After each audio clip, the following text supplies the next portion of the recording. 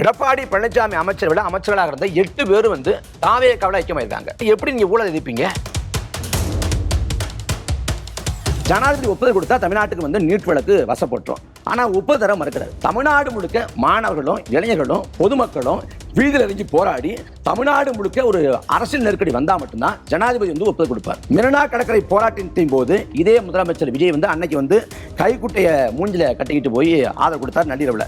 அதே போல் வந்து நீங்கள் ஒரு ஆதரவு கொடுங்க, அந்த மெரினா கடற்கரை திறந்து விடுங்க, போராட்டத்திற்கு ஏற்பாடு பண்ணுங்க. குளத்தூர்ல கொத்து புரோட்டா போட்டேன்னாரு, நான் வரவேற்கிறேன். அதே போல ஆளுநர் ஆளு புரோட்டா போடுங்க. அக்கா பேசுறப்ப 50 வருட ஆட்சி அப்படின்னு சொன்னாங்க. 50 வருட ஆட்சி அப்படின்னா நீலேருந்து 50 வருஷம் கழிச்சு பார்த்தா 1976 வருது. 77 தான் எம்ஜிஆர் ஆட்சி. அவங்க எம்ஜிஆர் ஆட்சியும் ஊழல் ஆட்சின்னு சொல்றாங்க, நான் புரிஞ்சுக்கலாமான்னு கேட்குறேன். அப்புறம் வந்து இந்த ஊழல் எதிர்க்கிறோம் அப்படிங்கிறாங்க. அதிமுக வந்து ஊழல் சக்தி, ஊழல் கட்சி அப்படின்னு வர்ணிச்சாங்க. யார ஊழல்வாதி அப்படின்னு சொல்றாங்க அப்படின்னு நம்ம கேட்டோம்னா அவங்க தரப்புல சொல்றது எம்ஜிஆரை வந்து உள்வாங்குறாங்க, எம்ஜிஆரை தேர்தல் வழிகாட்டி அப்படிங்கிறாங்க. ஜெயலலிதா அம்மையாரை அவங்க உள்வாங்கிக்கிறாங்க. ஜெயலலிதா மேல நிரூபிக்கப்பட்ட ஊழல் குற்றவாளி அப்படின்னு சொல்லப்படுது, சட்டம் சொல்லிடுச்சு. ஆனாலும் ஜெயலலிதா அம்மையாரை உள்வாங்குறாங்க. அதே சமயத்துல ஜெயலலிதா ஆட்சி தான் நடக்குதுன்னே அப்படின்னா அவங்க ஒத்துக்கிறாங்க. யாரை வந்து அதிமுக ஊழல் சக்தி, ஊழல் கட்சி எதை வச்சு சொல்றாங்க அப்படின்னு பார்த்தா அவங்க ஒன்னே ஒண்ணுதான், எடப்பாடி பழனிசாமி ஆட்சியோட 4 ஆண்டு காலம், 2017 2021 வரையிலான 4 ஆண்டு காலம். இப்போ எடப்பாடி பழனிசாமி ஆட்சி ஊழல் ஆட்சிங்கிறத நானும் உடன்படுறேன், நானும் ஒத்துக்கிறேன். அதே சமயத்தில் எடப்பாடி பழனிசாமி ஆட்சி ஊழல் ஆட்சினா எடப்பாடி பழனிசாமி அமைச்சரவை அது எல்லாமே ஊழல் அமைச்சரவை தானே. அந்த அமைச்சரவையில் தொழில்துறை அமைச்சராக இருந்தவர் MC சம்பத், செய்தி விளம்பரத்துறை அமைச்சராக இருந்தது வந்து கடம்பூர் ராஜு, அதே போல் வந்து போக்குவரத்துறை அமைச்சர் MR விஜயபாஸ்கர், சுகாதாரத்துறை அமைச்சர் விஜயபாஸ்கர், பிற்படுத்தப்பட்ட சிறுபான்மை நலத்துறை அமைச்சர் வந்து திருச்சி வளர்மதி, அப்புறம் வந்து இன்னப்புற அமைச்சர் உடுமலை ராதாகிருஷ்ணன், அப்புறம் வெள்ளமட்டி நடராஜன். எடப்பாடி பழனிசாமி அமைச்சரை விட அமைச்சர்களாக இருந்த 8 பேரும் வந்து தாவேக்காவில் ஐக்கியமாயிருக்காங்க. இல்லை விஜயபாஸ்கர் மேலே, MR விஜயபாஸ்கர் மேலே வந்து சொத்துகை போலக்கே இருக்கு. அப்ப இன்னும் சொல்ல போனா விஜயபாஸ்கர் மேல பார்ட்டி ஃபண்ட் வாங்கினாருங்கிற குற்றச்சாட்டும் இருக்கு. அவரை கட்சியை சேர்த்துக்கிட்டு எப்படி நீங்க ஊழல் எதிர்ப்பீங்க? அப்ப என்ன தார்மீகம் இருக்கு? அவர் மேல குற்றச்சாட்டுகள் உறுதி செய்யப்படுது, அவர் மேல நடவடிக்கை நாங்க எந்த வகையிலும் தடுக்க மாட்டோம் அப்படின்னு. நாளைக்கு செந்தில் பாலாஜி வர்றாரு, ஏத்துக்குவாங்களா? சேர்த்துக்குவாங்களா? நான் இன்னும் எழுப்புறேன், வாரிசு அரசியல் குடும்ப ஆதிக்கம். நான் அந்த விமர்சனத்துல உடன்படுறேன். திமுக இதுக்கு பல ஆண்டுகளாக வாரிசு அரசியல் குடும்ப ஆதிக்கம், இது சமூக நீதிக்கு எதிரான விமர்சனத்தை வச்சது நாம் தமிழர் கட்சி. அதே சமயம் அதை பேசுவதற்கும் விமர்சிப்பதற்கும் நாம் தமிழர் கட்சிக்கு தார்மீகம் இருக்கு. தாவேகாவுக்கு என்ன இருக்குது? ராகுல் காந்தி யாரு? துறை வைக்கோ யாரு? அப்ப ஊழல் எதிர்ப்போ வாரிசு அரசியலோ எதை நீங்க பேச முடியும்? வெளிப்படைத்தன்மை அப்படின்னு தம்பி சொல்றாரு. ஜெகதீஷ் பழனிசாமி முதலமைச்சரோட தனிச்செயலர் எப்ப நியமிக்கப்பட்டாரு? அவர் ஆட்சியோட தொடக்க காலத்தில் நியமிக்கப்பட்டாரு. எப்ப வெளில தெரிஞ்சு 40 நாள் கழிச்சு கசி வர்றாங்க.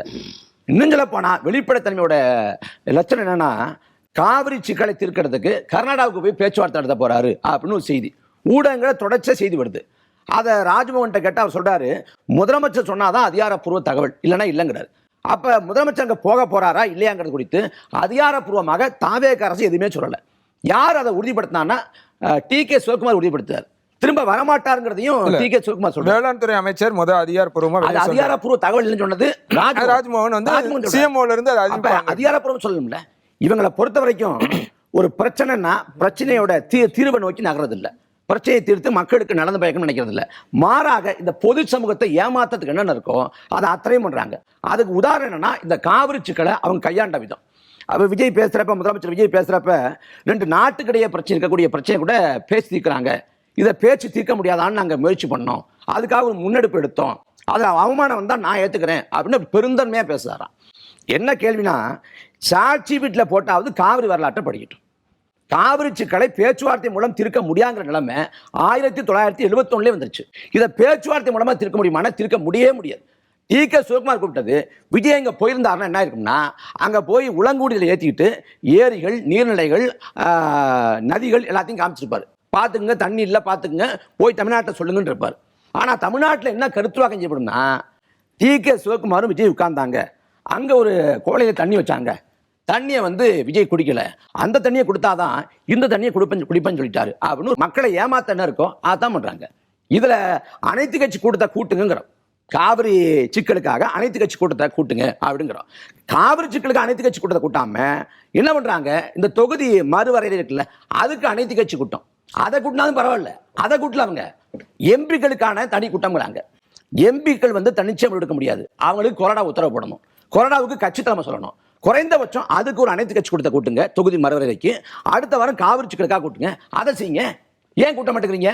அந்த டி.கே. சிவகுமார் வந்து சட்டத்தின் ஆட்சியை வந்து நடைமுறைப்படுத்தப்பட்டுகிறாரு, அதெல்லாம் நடைமுறைப்படுத்த சொல்லுங்கன்னு ராகுல் காந்தி சொல்லுங்க. ராகுல் காந்தி கேட்கறேன்னா கூட்டணி குறித்தான அந்த முடிவை மறுபரிசீலனை பண்ணுவோம், அல்லது அமைச்சரை விட்டு காங்கிரஸை நீக்குவோம் அப்படின்னு பேசுங்க. பேச்சுவார்த்தை அதையாவது பண்ணுங்க. அதை செய்யாம, ஆக்கப்பூர்வமாக செய்யாம, முழுக்க முழுக்க விளம்பர நோக்கம், முழுக்க முழுக்க ஏமாற்றுகிற நோக்கம். இதில் இந்த நீட் தேர்வுக்கு எதிராக தீர்மானம் போட்டிருக்காங்க, நம்ம வரவேற்கிறோம். அதை இன்னும் நமக்கு ஒன்றும் மாற்று கருத்து இல்லை. இதில் நீட்டுக்கு இது வரைக்கும் 4 முறை ஒட்டு மொத்தமாக அதிமுக ஆட்சி காலத்தில் 1 முறை, திமுக ஆட்சி காலத்தில் 2 முறை, இப்போ 4 முறை தீர்மானம் போடப்பட்டிருக்கு. இதுக்கு வந்து உயிர் வரணும்னா ஜனாதிபதி வந்து ஒப்புதல் தரணும். ஜனாதிபதி ஒப்புதல் கொடுத்தா தமிழ்நாட்டுக்கு வந்து நீட் வழக்கு வசப்பட்டுரும். ஆனால் ஒப்புதல் தர மறுக்கிறார்.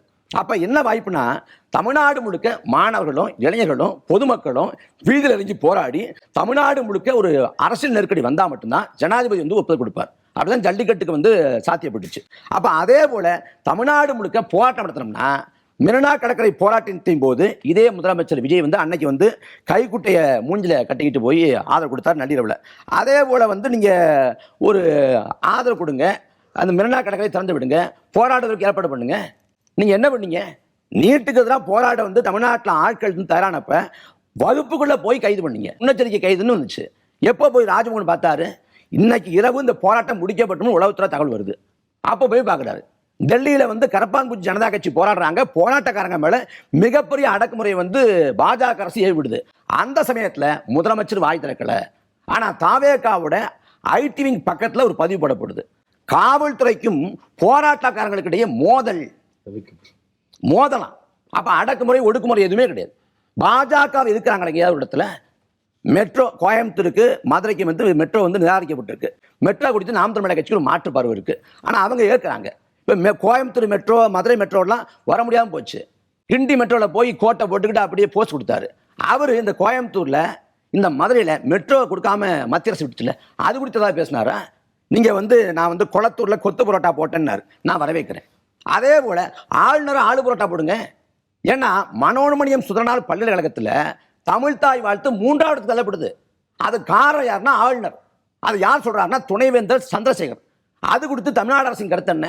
முதலமைச்சர் வாய் திறந்து கண்டிச்சாரா? கண்டிக்கல. அதே போல முதலமைச்சர் வாய் திறக்காம மௌனமா இருக்கிறாரு. இந்த பக்கம் ஆளுநர் பார்த்தா நான் ஆய்வுக்கு போறேங்கிறாரு. ஆய்வுக்கு போறேன், உங்களுக்கு ஏதாவது புகார்னா நீ ராஜ்பவனுக்கு கொண்டாந்து கொடுங்கிறாரு. இப்படி வந்து அவர் ஆய்வுக்கு போறேன்னு கிளம்புறதும், அதே போல அவர் வந்து புகாரை கொண்டாந்து ராஜ்பவன்ல கொடுங்கன்னு சொல்றதும் முழுக்க முழுக்க மாநில சுயாட்சிக்கு தான ஒண்ணு.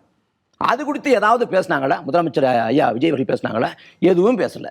இன்னும் சொல்ல போனா 100 நாள் வேலை திட்டத்தை 124 மாத்துறாங்க. பேரை வந்து சமஸ்கிருதத்தில் மாத்துறாங்க. அது மட்டும் இல்லாது நிதி பங்கீட 60-40 மாத்துறாங்க. 40 விழுக்காடு நிதி சுமை தமிழ்நாட்டுக்கு வருது. அப்ப அது குறித்து முதலமைச்சர் வாயை திறந்து கண்டிச்சாரா? வந்தே மாதம்ங்கிற பாடல் மத சார்பு கொண்ட பாடல். அப்ப அது குறித்து ஏதாவது உள்துறை அமைச்சகத்தை கண்டிச்சாங்கன்னா எதுவுமே கிடையாது.